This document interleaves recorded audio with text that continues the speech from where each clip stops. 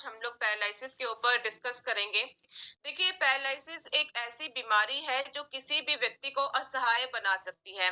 चाहे वो उठने के लिए है, चाहे वो बैठने के लिए है, चाहे वो चलने के लिए है, हर चीज के लिए किसी ना किसी के ऊपर निर्भर होना पड़ता है। चाहे वो मशीन है, चाहे वो इंसान है। हर साल पूरे इंडिया के अंदर 50% जो केसेस है वो पैरालिसिस के बढ़ते ही जा रहे हैं। तो हम लोगों को अपनी सेहत के ऊपर ध्यान देने की बहुत ज्यादा आवश्यकता है। अब बात करते हैं कि पैरालिसिस होता क्या है। देखिए, पैरालिसिस में होगा क्या कि आपकी बॉडी का जो मसल है वो काम करना बंद कर देता है।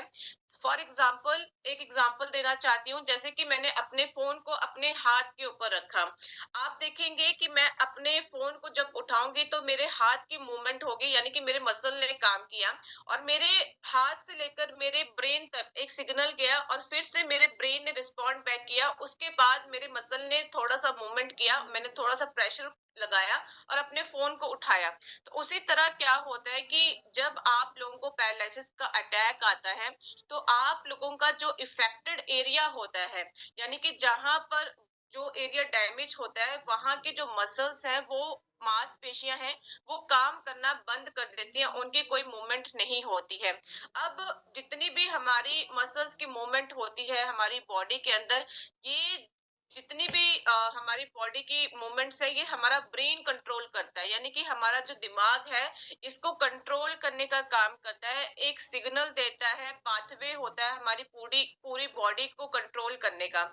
अब इसमें क्या होता है कि हमारा जो स्पाइनल कॉर्ड के ऊपर इसका डैमेज हम लोगों को देखने को मिलता है, तो जिसकी वजह से हमारा जो एरिया है वो इफेक्टेड हो जाएगा और वो अच्छे से काम नहीं करता है। अब बात करते हैं कि जो हमारे स्पाइनल कॉर्ड के साथ जितने भी, यानी कि जो हमारी रीढ़ की हड्डी होती है, वहां पर बहुत से न्यूरॉन्स कनेक्टेड होते हैं, नर्वस कनेक्टेड होते हैं। तो मैं आप लोगों को बताना चाहती हूँ कि हमारी बॉडी के लिए दो जो नर्वस होते हैं वो बहुत ज्यादा इंपॉर्टेंट होते हैं। एक होता है सेंट्रल नर्वस सिस्टम और दूसरा होता है peripheral nervous system. Central nervous system में आता है हमारी दिमाग से लेकर हमारी रीढ़ की हड्डी। ये दोनों हमारे लिए बहुत ज्यादा इंपॉर्टेंट होते हैं, क्योंकि ये हमारी बॉडी को मुख्य, एक कहते हैं ना कि मुख्य जो हमारी बॉडी की एक जो जड़ है, एक बॉडी की हमारी रिक्वायरमेंट है, उसको मेंटेन करने का काम करते हैं। आप लोगों ने देखा होगा अपने आसपास भी, खुद भी ये चीज ऑब्जर्व की होगी कि जब भी कोई गर्म चीज को हम लोग देखते हैं तो अपना हाथ हम लोग एकदम से पीछे कर लेते हैं। तो एक मन में सवाल आता है कि ये कैसे हम लोगों को महसूस हुआ कि ये चीज गर्म है या फिर ठंडी है, या फिर इसके साथ अगर हम लोग हाथ लगाएंगे तो ये हम लोग जलने का खतरा है हम लोगों को। तो ये हमारी बॉडी के अंदर एक सेंसरी न्यूरॉन होता है। सेंसरी न्यूरॉन का मतलब क्या होता है कि ये हम लोगों को ये महसूस करवाता है कि कोई चीज गर्म है, कोई चीज ठंडी है। अगर किसी चीज के ऊपर हम लोग हाथ रखेंगे तो हम लोगों को दर्द होगा, हम लोगों को पेन होगा। तो जो पैरालिसिस का मरीज होता है, जो उनका अफेक्टेड एरिया देखने को मिलता है, वहां पर उनका जो सेंसरी न्यूरॉन होता है वो काम करना बंद कर देता है। यानी कि उनको दर्द नहीं महसूस होगा, उनको कोई पेन नहीं महसूस होगा, उनका वो एरिया है ना है एक बराबर हम लोगों को देखने को मिलता है, क्योंकि वहां के जो मसल्स हैं वो काम करना ही बंद कर देते हैं। तो इस तरीके से हम लोगों को पैरालिसिस के बारे में पता चलता है। अब बात करते हैं टाइप्स ऑफ पैरालिसिस के बारे में। देखिए, पैरालिसिस के 4 प्रकार के टाइप देखने को मिलते हैं, नोट डाउन कीजिएगा। Partial paralyse, complete paralyse, permanent paralyse and temporary paralyse. अब बात करते हैं कि पहला पैरालाइज कौन सा होता है। देखिए, इस पैरालिसिस में क्या होगा कि आपका जो मसल होगा वो बहुत ज्यादा कमजोर पड़ जाता है, यानी कि वो बहुत धीरे धीरे काम करता है, बट काम करता रहता है। और यहाँ पर क्या होता है कि रिकवरी के जो चांसेस रहते हैं एक पेशेंट के, वो हाई रहते हैं। यानी कि अगर किसी को पैरालिसिस का जो पार्शियल पैरालिसिस किसी को आया है, तो यहाँ पर रिकवरी के चांसेस 100 में से 80% रहते हैं कि आप लोग रिकवर कर जाएंगे। बट हम लोग गलती क्या करते हैं कि हम लोग अपने खान पान को सही नहीं करते, हम लोग एक्सरसाइज नहीं करते हैं, और जिसकी वजह से ये पार्शियल पैरालाइज जो होता है ये परमानेंट पैरालाइज में कन्वर्ट हो जाता है।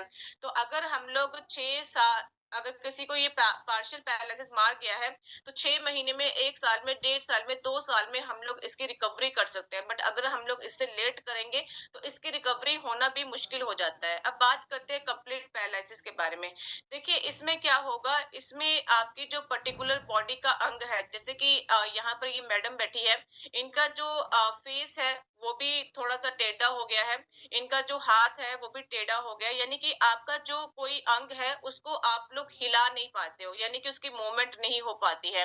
तो इट मीन्स कि इनके हाथ में पैरालिसिस का अटैक हुआ है, तो यहाँ की जो मसल्स हैं वो काम नहीं करेंगी। बट कंप्लीट पैरालिसिस में भी चांसेस होते हैं कि आप लोगों को रिकवरी हो सकती है, यानी कि रिकवरी के चांसेस होते हैं।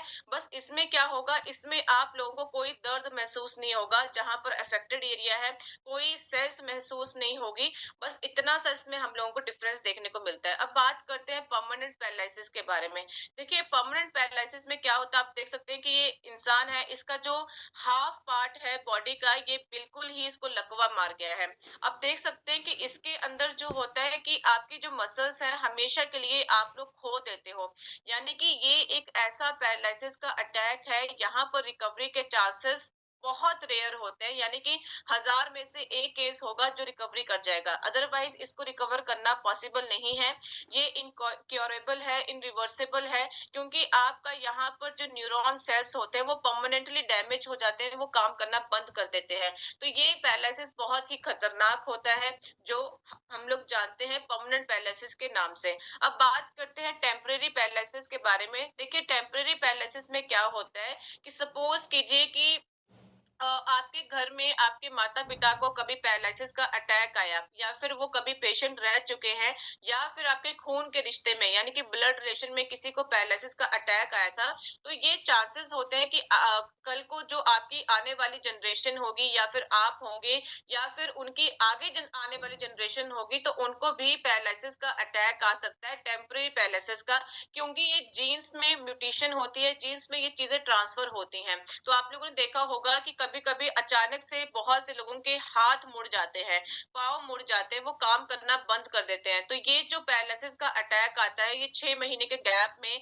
या फिर साल के गैप में हम लोगों को देखने को मिलता है, और ये बार-बार किसी व्यक्ति को देखने को मिलता है ये अटैक, यानी कि बार-बार ये आएगा और चला जाएगा। तो इसके ऊपर भी काम करना बहुत ज़्यादा इम्पोर्टेंट है, क्योंकि अगर हम लोगों ने इसके ऊपर काम नहीं किया, तो चांसेस रहेंगे आप लोगों को हाई कि कभी भी आप लोगों को परमानेंट अटैक आ सकता है। तो इसलिए हम लोगों को इसके ऊपर काम करना है और लोगों को अवेयर करवाना है। अब बात करते हैं कि ऐसे कौन-कौन से मुख्य कारण हैं जिसकी वजह से पैरालिसिस का अटैक एक व्यक्ति को आता है।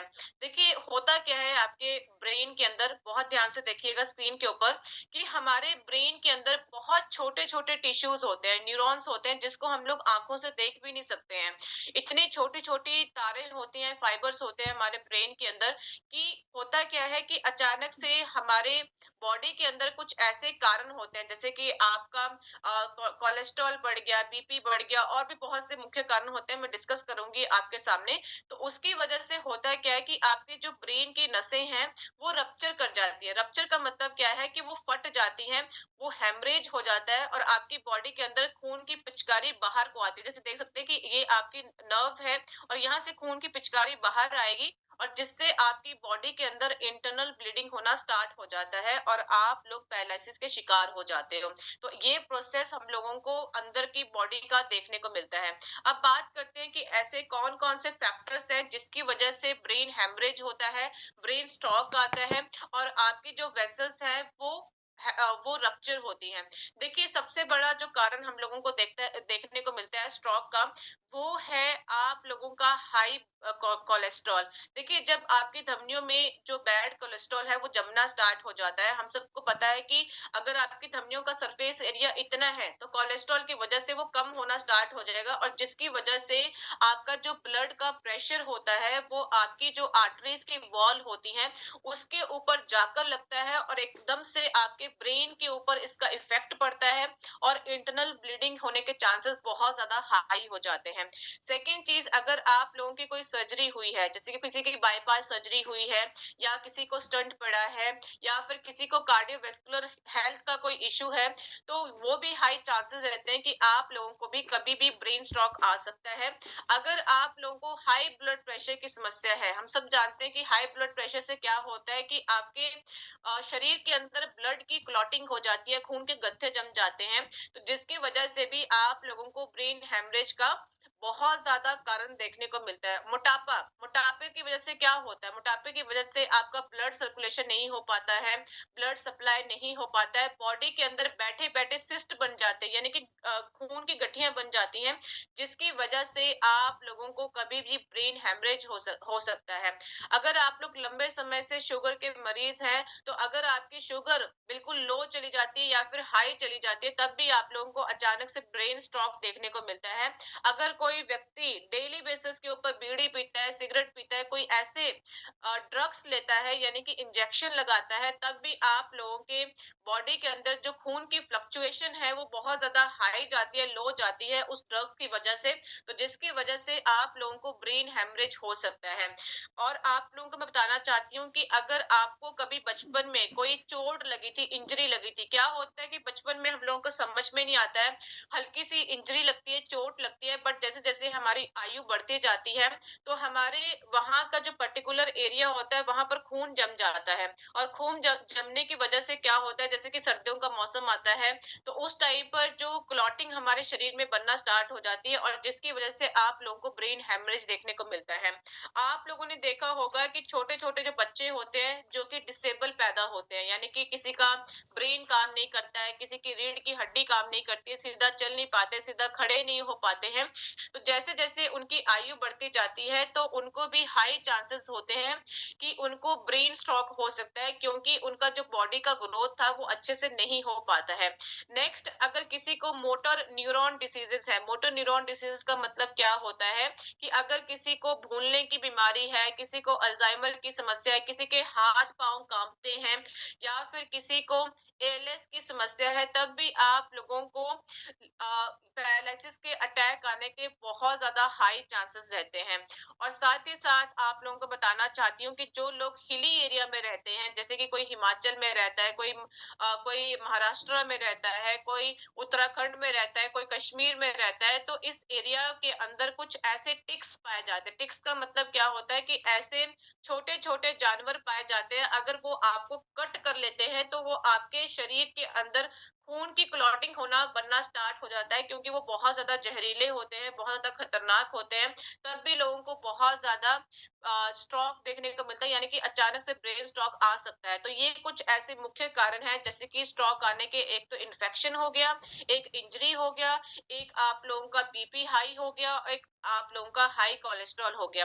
तो इनके ऊपर हम लोगों को काम करना बहुत ज्यादा इंपॉर्टेंट है। अगर ऐसा कोई भी हम लोगों को लक्षण हमारी बॉडी के अंदर देखने को मिलता है, तो आप लोगों ने सतर्क हो जाना है और इसके ऊपर काम करना स्टार्ट कर देना है। तो देखिए, पैरालिसिस में मैंने आप लोगों को पहले ही बताया था कि आप लोगों का जो मसल है वो काम करना बंद कर देता है, आपकी कोई मूवमेंट नहीं होती है, किसी का सहारा लेना पड़ता है आप लोगों को, या फिर जहां पर पैरालिसिस का अटैक आता है वहां उस एरिया के अंदर आप लोगों को कोई दर्द महसूस नहीं होता, कोई फीलिंग महसूस नहीं होती, क्योंकि मैंने आप लोगों को स्टार्टिंग में क्या बताया था कि हमारी बॉडी के अंदर एक सेंसरी न्यूरॉन होता है, जिससे हम लोगों को दर्द, खुशी सब कुछ महसूस होता है, वो हमारा उस एरिया का खत्म हो जाता है, यानी कि डैमेज हो जाता है। अब बात करते हैं कि हम लोग अपने आप को बचाएं कैसे। देखिए, जो लोग ऑलरेडी इससे पीड़ित हैं उनको तो काम करना ही पड़ेगा, बट जो लोग चाहते हैं कि अब इस बीमारी का शिकार ना हो, तो उसको क्या करना है, उनको क्या करना है, बहुत ध्यान से सुनिएगा। देखिए, बीमारी आप लोगों को है या फिर नहीं है, ये मैटर ऑफ कंसर्न नहीं है। मैटर ऑफ कंसर्न क्या है कि हम लोगों को बचाव करके अपनी लाइफ में बढ़ना है। तो जो लोग हेल्दी हैं, फिट हैं, जिनको आज के टाइम पर कोई समस्या नहीं है, अपना साल में एक बार आप लोगों ने ये बेसिक टेस्ट करवाना है, जैसे कि एमआरआई करवा लिया, जैसे कि सीटी स्कैन करवा लिया, क्योंकि आप लोग तो अपने दिमाग के अंदर घुसकर देख नहीं सकते हैं कि आपके दिमाग के अंदर क्या चल रहा है। उसके लिए आप लोगों को एमआरआई करवाना पड़ेगा, ताकि आपको पता चलेगा कि आपके जो ब्रेन सेल्स है वो अच्छे से काम कर तो रहे हैं, कोई दिक्कत वाली परेशानी तो नहीं है, कोई ऑक्सीडेटिव स्ट्रेस तो नहीं बढ़ रहा है। उसके लिए एमआरआई करवाना इंपॉर्टेंट है। सीटी स्कैन करवाइए, आपकी पूरी बॉडी का पता चलेगा कि क्या चल रहा है बॉडी के अंदर, क्या नहीं चल रहा है। और आप लोगों ने जो हमारे न्यूरोलॉजिकल डॉक्टर होते हैं, यानी कि जो दिमाग से रिलेटेड डॉक्टर होते हैं, उनको अपना एग्जामिनेशन जरूर करवाना चाहिए, जो आपकी बॉडी के लिए बहुत ज्यादा इंपॉर्टेंट है। जिनका बीपी हाई रहता है, जिनको हाई कोलेस्ट्रॉल की समस्या रहती है, तो उनके लिए मैं ज्यादा कहूंगी कि आप लोग प्लीज अपना ये चीजें, 3 चीजें डेली जो 1 साल में एक बार जरूर करवाएं। अब बात करते हैं कि life style plan for paralysis management के लिए क्या क्या हम लोगों को चाहिए होता है। तो पहली चीज हम लोगों को चाहिए एक बैलेंस डाइट, यानी कि दाल रोटी सब्जी चावल के अलावा भी हम लोगों को और भी चीजें चाहिए होती है अपनी डाइट के अंदर, ताकि हम लोग अपने आप को मेंटेन कर सके। डेली बेसिस के ऊपर एक्सरसाइज करनी चाहिए और एक सप्लीमेंटेशन लेना चाहिए, दैट इज गामा ऑर्टिशनॉल। अब देखिए हम लोग गलती कहाँ पर करते हैं, बहुत ध्यान से सुनिएगा। हम लोग वही चीजें खाते हैं जो हम लोगों को टेस्टी लगती है, खाने में अच्छी लगती है। हम लोग कभी भी अपनी हेल्थ को लेकर कॉन्शियस नहीं होते हैं। बट मैं आप लोगों को आज बताना चाहती हूँ कि आपकी थाली के अंदर किस प्रकार से भोजन होना चाहिए। जब आप आज भोजन खाएं तो आपके माइंड में ये चीज क्लिक करे कि मेरी थाली में ये चीज ज्यादा होनी चाहिए, ये चीज कम होनी चाहिए, इतनी मात्रा में होनी चाहिए, तभी इसको हम लोग बैलेंस डाइट कहेंगे। बहुत ध्यान से सुनिएगा। देखिए आप लोगों ने ज्यादा मात्रा में खाने हैं सब्जियां, दालें और फ्रूट। आप लोगों ने 3 चीजें आपकी थाली में ज्यादा होनी चाहिए, ज्यादा मात्रा में खानी है। उससे कम आपकी थाली में होनी चाहिए रोटी चावल, यानी कि रोटी चावल कौन सा, जैसे कि आप लोग रोटी तो सबसे बेस्ट है कि आप लोग जो मिक्स्ड आटा आता है यानी कि मल्टीग्रेन आटा है उसकी रोटी खाइए। अगर आप लोगों को 2 रोटी की भूख है तो 1 रोटी वहां पर डालिए आप लोग खाने के लिए। चावल की 1 कटोरी आप लोग मेजर करके डालिए उसके अंदर, कि आपकी बॉडी के अंदर एक बैलेंस डाइट आए। लोग क्या करते हैं, पूरी थाली को भर लेते हैं। तो पेट भरने का काम नहीं करना है, पेट भरने से कुछ नहीं होता है। अगर आप लोग एक प्रॉपर तरीके से अगर उसका न्यूट्रिशन नहीं लेंगे तो आपकी बॉडी में उसका बेनिफिट नहीं मिलता है। जो भी चीजें आप लोग खा रहे हैं पी रहे हैं वो आपके पेट में जाती हैं, आपका पेट भरता है और वो बाहर आ जाती है, उसका बॉडी में कोई भी इस्तेमाल नहीं होता है। प्लीज इस चीज का ध्यान रखिए। तो आपकी बॉडी के अंदर जो चावल और रोटी है वो कम मात्रा में जाने चाहिए, उससे कम जाना चाहिए अगर आप लोग कोई नॉनवेज खाते हैं। जैसे कोई मीट खाता है, कोई फिश खाता है, कोई एग खाता है, कोई नट खाता है। तो ऐसा नहीं कि पूरा थाली भर के आप लोगों ने मीट मच्छी खा लिया और बाकी चीजें नहीं खाई। उसमें भी आप लोगों ने 2 या 3 पीसेस खाने हैं। इससे ज्यादा अगर आप लोग खाते हो तो ये गंदे कोलेस्ट्रॉल में कन्वर्ट होता है, इससे आप लोगों को कोई प्रोटीन नहीं मिलेगा। अगर आप लोग 2 से 3 पीस खाते हैं तो वो आपकी बॉडी जो है उसको डाइजेस्ट कर लेती है और आपकी बॉडी में उसका प्रोटीन भी मिलता है आप लोगों को। तो इस तरीके से आप लोगों ने ध्यान रखना है। अगर आप लोग वेजिटेरियन है, दूध दही खाते हैं, तो 1 गिलास दूध का पी लीजिए पूरे दिन में, 1 कटोरी दही की खा लीजिए, इससे ज्यादा खाने की आवश्यकता नहीं है।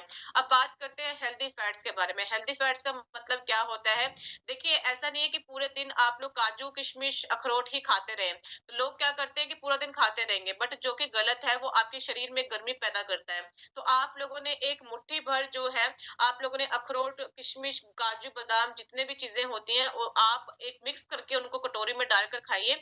या फिर अगर आप लोग खाने का ऑयल यूज करते हैं कोई भी, तो उसको भी कम मात्रा में आप लोगों ने यूज करना है, यानी कि आप लोगों ने जितने भी लिक्विड फैट होते हैं उनको सबसे कम इस्तेमाल करना है। तो इस तरीके से आप लोग अंडरस्टैंड कर सकते हैं कि आपकी थाली में भोजन इस प्रकार से मेंटेन होना चाहिए। अब बात करते हैं कि मैंने आप लोगों को क्या बताया कि हर चीज जो होती है, हमारे मसल्स जो होते हैं वो हमारा ब्रेन कंट्रोल करता है, हमारा दिमाग कंट्रोल करता है। तो दिमाग को हम लोग कैसे अपना स्वस्थ करें, कैसे अपने जो टिश्यूज होते हैं, नर्व होते हैं, उसकी हेल्थ का ख्याल रखें। देखिए ओमेगा 3 हम लोगों को खाना चाहिए अगर हम लोग अपनी ब्रेन हेल्थ का ध्यान रखना चाहते हैं। ओमेगा 3 हम लोगों को या तो बादाम काजू किशमिश पिस्ता खाने से मिलता है, या फिर हम लोगों को मिलता है मछली खाने से। तो अगर जो लोग मछली खाते हैं उनको ओमेगा 3 के कैप्सूल खाने की आवश्यकता नहीं है। बट जो लोग नहीं खाते हैं उनको जो हमारा आरसीएम का न्यूट्री चार्ज वेज ओमेगा 3 का कैप्सूल आता है को डेली बेसिस के ऊपर एक कैप्सूल खाना है और आप लोगों ने विटामिन बी का टेस्ट करवाना है। देखिए विटामिन बी से ये पता चलता है कि हमारी बॉडी के अंदर जो हमारे ब्रेन सेल्स है वो काम कर रहे हैं या फिर नहीं कर रहे हैं। तो अगर इसका लेवल अगर बिल्कुल सही आता है तो ऐसा घबराने की आवश्यकता नहीं है। बट अगर इसका लेवल थोड़ा सा कम आता है यानी कि थोड़ी सी मात्रा में अगर आपके बॉडी के अंदर विटामिन बी की कमी है तो उसको डाइट के साथ पूरा किया जा सकता है। उसके लिए दवाइयां खाने की आप लोगों को आवश्यकता नहीं है। बट अगर आपकी बॉडी के अंदर विटामिन बी का लेवल बहुत ज्यादा कम आता है तो आप लोगों को विटामिन बी के जो कैप्सूल्स हैं उनको खाना पड़ेगा ताकि उसका जो है एक बैलेंस आपकी बॉडी में हो सके और उसकी कोई कमी ना देखने को मिले। अब बात करते हैं कि बी 12 आप लोगों को कहाँ से मिलेगा। देखिए जो चाहते हैं जिनका विटामिन बी जो है वो कम देखने को मिलता है या फिर बैलेंस्ड है या फिर बहुत कम है तो अपनी डाइट के अंदर ये 5 जो सुपर फूड है इसको आप लोगों ने इंक्लूड करना है। प्लीज नोट डाउन कीजिए। इसमें पनीर आ गया, इसमें पालक, जितना हो सके पालक खाइए, बादाम खाइए, मशरूम खाइए और केला हर व्यक्ति को एक दिन में एक बार जरूर खाना चाहिए। तो इस चीज का आप लोगों ने ध्यान रखना है। अब बात करते हैं कि गामा ऑरिजिनल कैसे पैरालिसिस के ऊपर प्रिवेंट करता है, ट्रीटमेंट करता है। देखिए हम सब जानते हैं कि जो हमारा राइस ब्रांड है यानी कि जो हमारे भूरे रंग के चावल है उसकी परत में से निकाला गया सफेद रंग के आइसोलेटेड पाउडर से ओरिजिनल को बनाया जाता है जो कि कन्वर्ट किया गया है कैप्सूल फॉर्म में, जिसका आज तक हम लोगों को कोई भी दुष्प्रभाव हमारी बॉडी के ऊपर देखने को नहीं मिला है। 100% सेफ है। अगर मैं बात करूं गामा ऑरिजिनल के बेनिफिट के बारे में तो ये हमारे सर से लेकर पांव तक हर बीमारी के ऊपर कंट्रोल करने का काम करता है और जो भी कमियां हमारे भोजन में होती है उन कमियों को दूर करने में हमारी मदद करता है। देखिए जो लोग पहली बार इस मीटिंग को सुन रहे हैं प्लीज नोट डाउन कीजिए मेरे साथ साथ या फिर आप लोग स्क्रीनशॉट लीजिए। देखिए ये हमारे अगर कोई व्यक्ति डायबिटिक है यानी कि हाई ब्लड शुगर का शिकार है तो आपकी शुगर को मेंटेन करेगा, या फिर किसी को हाइपरटेंशन की समस्या या फिर आपका बीपी लो रहता है या फिर हाई रहता है, दोनों केसेस के ऊपर काम करता है। इसके अंदर न्यूरो प्रोटेक्टिव प्रॉपर्टीज पाई जाती हैं जो आपकी ब्रेन हेल्थ का ध्यान रखता है, आपके मोटापे को कम करेगा, आपकी बॉडी के अंदर से जो गंदा कोलेस्ट्रॉल होता है उसको कम करता है और अच्छे कोलेस्ट्रॉल को बढ़ाने का काम करता है। ये थायराइड की समस्या के लिए बहुत ही ज्यादा मददगार है। हमारे लीवर को प्रोटेक्शन प्रोवाइड करता है यानी कि जिन लोगों का लीवर फैटी रहता है या लीवर में पानी भर चुका है उसके ऊपर काम करता है। आपकी जो ओवरऑल कार्डियोवैस्कुलर हेल्थ है उसको सपोर्ट करने का काम करेगा। आपकी जो पाचन संबंधी समस्या है जैसे कि गैस की समस्या होगी, कॉन्स्टिपेशन की समस्या होगी, एसिडिटी होगी या फिर खट्टे डकार आते हैं, खाना खाने के बाद भारीपन महसूस होता है, उसके ऊपर काम करता है। आपके स्किन टेक्सचर को इम्प्रूव करने का काम करेगा यानी कि जितनी भी आपकी त्वचा से रिलेटेड समस्या है उसके ऊपर बहुत शानदार तरीके से रिकवरी देता है। देखिए हम लोगों को थैंकफुल होना चाहिए एपी ऑर्गेनिक लिमिटेड धुरी का जो कि इंडिया की हाईएस्ट एक्सपोर्टर है राइस ब्रेन ऑयल की, जिसे मार्केट करती है आरसीएम, इंडिया की लीडिंग डायरेक्ट सेलिंग कंपनी है, जिन्होंने बहुत ही अफोर्डेबल प्राइस में इसे उपलब्ध करवाया है ताकि हर कोई व्यक्ति इसका सेवन कर सके और इसका फायदा उठा सके। अब बात करते हैं कि गामा ऑरिजिनल के ऊपर अगर आप लोग क्लिनिकल ट्रायल्स को देखना चाहते हैं, रिसर्च पेपर को देखना चाहते हैं तो मैं आप सबसे रिक्वेस्ट करना चाहती हूँ प्लीज नोट डाउन कीजिए। हमारी डिटेल्ड स्टडीज के लिए हमारी जो वेबसाइट का नाम है www.original.in, यहाँ पर अगर आप लोग जाते हैं तो आप लोगों को सारे के सारे रिसर्च पेपर देखने को मिलेंगे। अब बात करते हैं कि जब भी हम लोग ओरिजिनल का कैप्सूल खाते हैं तो ये हमारी बॉडी के अंदर एक मैकेनिज्म की तरह काम करता है, एक डिफेंसिव सिस्टम की तरह काम करता है। इसके अंदर न्यूरो प्रोटेक्टिव प्रॉपर्टीज पाई जाती है यानी कि मैंने आप लोगों को क्या बताया कि जो हमारे ब्रेन के सेल्स काम नहीं करते हैं या फिर हमारा जो पर्टिकुलर एरिया इफेक्ट हो जाता है हमारे पैरालिसिस की वजह से, तो वहां के सेल्स की ये रिपेयर करता है, वहां के सेल्स की ये ग्रोथ करता है। इसके अंदर एंटीऑक्सीडेंट प्रॉपर्टीज होने के कारण ये हमारी बॉडी के अंदर बैलेंस बनाता है। और आप लोगों ने देखा होगा कि कभी आप लोग लकवे के मरीज के साथ मिले होंगे तो जो उनका इफेक्टेड एरिया है, जैसे कि मेरा हाथ पैरालिसिस से डैमेज हो चुका है तो यहाँ का जो इफेक्टेड एरिया होगा इसकी कोई मूवमेंट नहीं होगी, इसका मुझे कुछ सेंस फील नहीं होगा, बट यहाँ पर सूजन हो जाती है क्योंकि यहाँ पर बहुत लंबे से कोई मूवमेंट नहीं हुई है, कुछ भी नहीं हुआ है, जिसकी वजह से अंदरूनी दर्द और सूजन एक्सोजन की वजह से गामा ऑरिजिनल के अंदर एंटी इंफ्लेमेटरी प्रॉपर्टीज पाई जाती हैं, जो आपकी अंदरूनी इंफ्लेमेशन को भी खत्म करता है। देखिए, अनेकों क्लिनिकल ट्रायल्स के दौरान ये साइंटिफिकली प्रूवन हो चुका है कि गामा ऑरिजिनल न्यूरोलॉजिकल कंडीशंस, यानी कि जितनी भी आपके दिमाग से रिलेटेड कंडीशंस होती हैं, उसके ऊपर बहुत ही शानदार तरीके से काम करता है, बहुत ही शानदार तरीके से आप लोगों को रिकवरी प्रोवाइड करता है। यहाँ पर बताया गया है कि जो लोग एंजाइटी का शिकार होते हैं, डिप्रेशन का शिकार होते हैं, उसके ऊपर भी गामा ऑरिजिनल के कैप्सूल दिए गए 62 पेशेंट्स को, और देखा गया कि ऑरिजिनल ने 2 महीने के अंदर जो उनका इम्प्रूव किया ब्रेन हेल्थ को, और आज के टाइम पर वो बिल्कुल ठीक हो चुके हैं। तो ऐसे आप लोगों को बहुत से क्लिनिकल ट्रायल्स देखने को मिलेंगे जो ये बताते हैं कि गामा ऑरिजिनल कितने शानदार तरीके से हमारी न्यूरो हेल्थ का ध्यान रखता है। अब बात करते हैं इसके डोसेस के बारे में, बहुत ध्यान से सुनिएगा। देखिए, जो लोग बिल्कुल हेल्दी हैं, फिट हैं, जिनको आज के टाइम पर कोई समस्या नहीं है, उन लोगों को 2 कैप्सूल गामा ऑरिजिनल के डेली बेसिस के ऊपर इनटेक करने हैं। एक सुबह नाश्ते से पहले और एक रात के खाने से पहले। आई होप कि आप लोगों ने नोट डाउन किया होगा। सेकंड केस आता है जिनको समस्या है बट इतनी ज्यादा नहीं है, उस केस में आप लोगों ने 2 कैप्सूल सुबह लेने हैं नाश्ते से पहले पानी के साथ, और 2 कैप्सूल रात के खाने से पहले लेने हैं पानी के साथ। थर्ड केस आता है जिनको बीमारी बहुत ज्यादा एक्सट्रीम केसेस के ऊपर है, जैसे कि बीमारी बहुत ज्यादा शरीर के अंदर बढ़ चुकी है, तो उस केस में आप लोगों ने 6 कैप्सूल पर डे के लेने हैं। 2 सुबह नाश्ते से पहले, 2 दोपहर के खाने से पहले और 2 रात के खाने से पहले। तो इस तरीके से आप लोग अंडरस्टैंड कर सकते हैं। अब देखिए, थोड़ा सा आप लोगों ने ध्यान रखना है कि कोई महिला लैक्टेटिंग वुमेन है, यानी कि बच्चों को दूध पिलाती है, तो अगर आपका बच्चा 6 महीने का है तो उस महिला को 6 महीने तक गामा ओरिजिनल नहीं देना है। अगर 6 महीने से ज्यादा बच्चा है तो आप लोग उनको गामा ओरिजिनल दे सकते हैं, ऐसा घबराने वाली कोई बात नहीं है। सेकंड केस आता है कि कोई महिला पेट से है, यानी कि प्रेग्नेंट है, उस केस में आप लोगों ने क्या करना है कि डॉक्टर की एडवाइस के साथ आप लोग उनको गामा ओरिजिनल दे सकते हैं। और थर्ड केस आता है कि अगर कोई बच्चा 5 साल से नीचे है, यानी कि 18 से बिलो है, और 5 साल से ज्यादा उसकी आयु है, यानी कि 10 साल का है, 12 साल का है, 15 साल का, 16 साल का है, तो उस केस में आप लोग एक कैप्सूल गामा ओरिजिनल का उनको दे सकते हैं। बट अगर आप लोगों ने डोसेस को बढ़ाना है तो उसके लिए आप एक बार डॉक्टर से भी कंसल्ट करवा सकते हैं। और 18 साल से ऊपर तो आप लोग किसी भी एज के ग्रुप के व्यक्ति को गामा ओरिजिनल सजेस्ट कर सकते हैं, तो ऐसा कोई समस्या नहीं है। तो आई होप कि आप सबने नोट डाउन किया होगा कि मैंने आप लोगों को क्या क्या बताया। अब बात करते हैं कि गामा ओरिजिनल आप लोगों की डाइट का पार्ट होना चाहिए। पार्ट क्यों होना चाहिए, मैंने आप लोगों को क्या बताया कि भारत सरकार ने भी 2020 फसाई नोटिफिकेशन अक्टूबर के मंथ में ये पुष्टि की थी कि ओरिजिनल जो है एक न्यूट्रास्यूटिकल है भारत का। न्यूट्रास्यूटिकल का मतलब क्या होता है, एक प्रकार का भोजन है जिसके अंदर मेडिकल प्रॉपर्टीज पाई जाती हैं। अब बात करते हैं इसके टेस्टिमोनियल्स के बारे में। देखिए, लाखों करोड़ लोगों ने अपने टेस्टिमोनियल्स हमारे साथ साझा कर रखे हैं, जिन्होंने बताया कि ओरिजिनल की मदद के साथ आज के टाइम पर जो उनकी लकवे की बीमारी थी वो बिल्कुल ठीक हो चुकी है।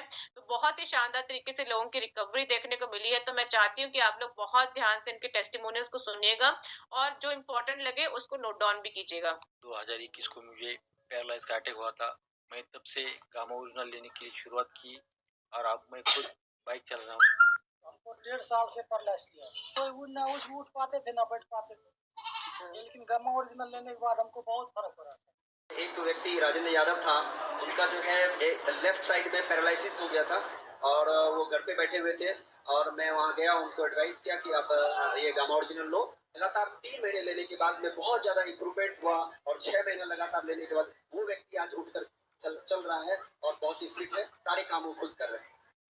2.5 साल से ऐसी बड़ी बिस्तर पे, इससे हमको फायदा हुआ है, तो हाथ पैर उठने लगे, चलने लगे। हमारे बगल में पड़ोसी जो है, उनका एक मैडम है, उनका सडन पैरालाइज अटैक हुआ था। तुरंत उसको गामा ओरिजिनल खिलाने से ज्यादा नहीं, सिर्फ 10 मिनट के अंदर ही उनको जो है चलने फिरने के लिए बहुत अच्छा महसूस हुआ। अपने गांव में एक लकवा पेशेंट था 22 साल का, मैंने उसको लगातार 3 महीने से अभी दवाई देना चालू किया हूँ, जो कि बिस्तर से उठ भी नहीं पा रहा था।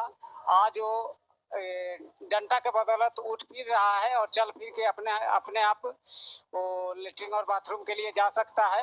एक लकवा पेशेंट के मैंने करीब 2 साल से बेड पर पड़ा हुआ था, जिसका मैंने गामा ओरिजिनल दिया, उसका 3 महीना में रिजल्ट हुआ, वो खुद अपने आप से वो चलने लगा है।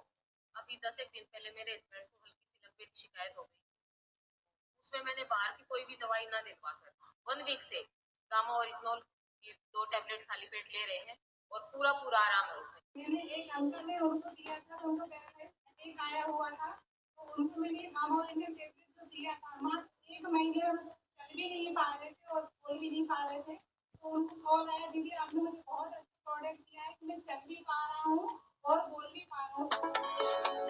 आप लोग देख सकते कितने शानदार तरीके से लोगों की रिकवरी हुई है। जो लोग उठ नहीं पाते थे, अपना काम नहीं कर पाते थे, आज के टाइम पर वो अच्छे रिकवर हो चुके हैं ऑर्गन की मदद के साथ। अब बात करते हैं कि पैरालिसिस कैसे हम लोग मैनेज कर सकते हैं पेशेंट का। देखिए, अब थोड़ा सा मैं आप सबसे रिक्वेस्ट करना चाहती हूँ कि 5 मिनट आप लोग मुझे और दे दीजिए अपने, कि बहुत ध्यान से आप लोगों ने सुनना है कि जो लोग पैरालिसिस के अटैक आ चुका है जिनको, उनकी रिकवरी के लिए आप लोगों को क्या-क्या खिलाना चाहिए, क्या-क्या पिलाना चाहिए।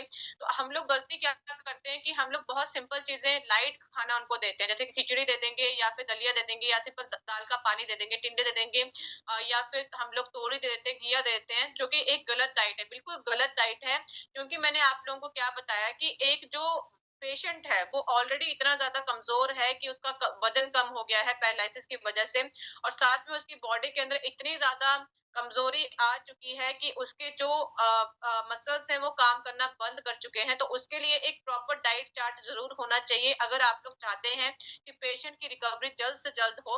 तो बहुत ज्यादा नोट डाउन करना स्टार्ट करें मेरे साथ साथ, कि जब सुबह होगी तो सुबह सबसे पहले आप लोगों ने एक पैरालिसिस के पेशेंट को जो गर्म पानी होता है, यानी कि जितना पानी गर्म वो पी सकता है उतना गर्म पानी का एक गिलास लेना है। उसके अंदर जो फिजिकली राइस ब्रेन ऑयल आता है उसका 1 चम्मच डालकर उसको घोलकर उसको डेली बेसिस के ऊपर पिलाना है।